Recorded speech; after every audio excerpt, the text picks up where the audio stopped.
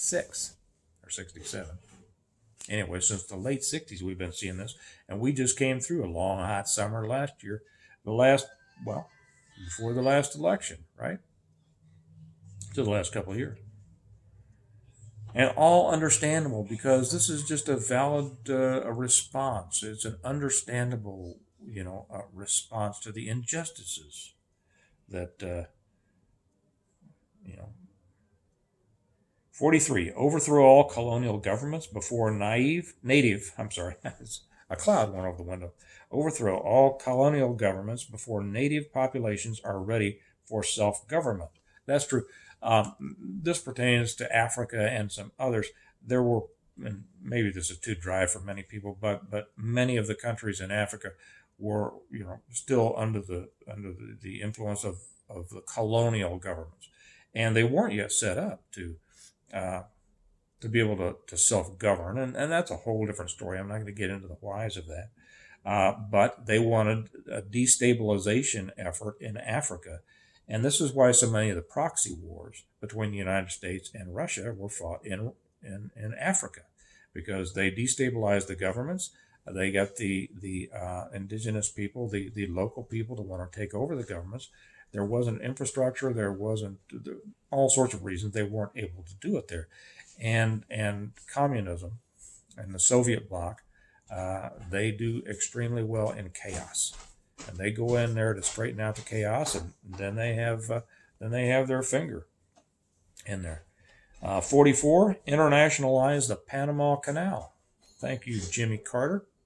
45, the last one, repeal the Connolly Reservation to the U.S. so the U.S. cannot prevent the World Court from seizing jurisdiction over domestic problems. Give the World Court jurisdiction over nations and individuals alike. That means you and I should be directly under the authority of not of American courts, but of the world courts. Now, I think this has probably gone on pretty long, but it took that long to go through this.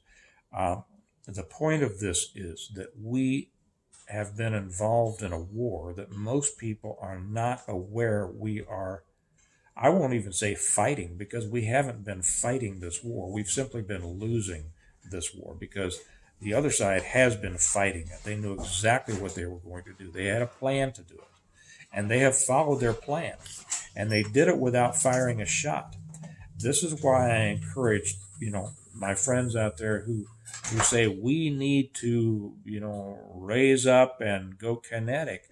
The other side didn't do that. The other side applied themselves to the political process.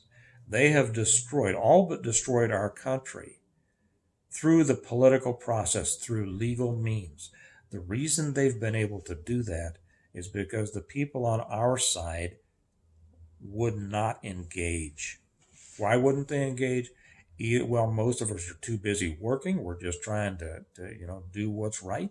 We're not trying to overthrow anything.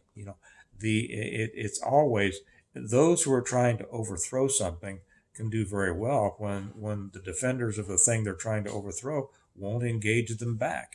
And most of our side has been ignorant at it. And then those of us who knew what was going on simply haven't worked hard enough in response. And so, have we lost America? I think that's a good question. Depends on what you think America is. Is the fight over? Hopefully not. I would hope that it not be. But I think that most people don't have a clue about these 45 goals. And if more people did, and that's why I hope you will send this to a lot of people, please do. You can say, the guy talks slow and he's got a cold and it's not very exciting today. He's not going to lift up his arms and call for rebellion and all these kinds of things. And that's because that's not the way to respond to this. If we're going to take back, and there are some who say it can't be done. I understand that. To be honest, I have one foot in that ring. I am determined, however, to, no matter what happens with this country, to do things that that allow me and mine to do well. And I address that on Patreon a little bit with lessons from the Godfather. But here we're talking about the main fight for the soul of our country. And whether we can do anything about it or not, this is why. The things that I just read are why it's happened. I hope that you'll take some time, look into this for yourself, rewatch this so you can hear the goals that I read. Think about it yourself. Talk about it with your friends.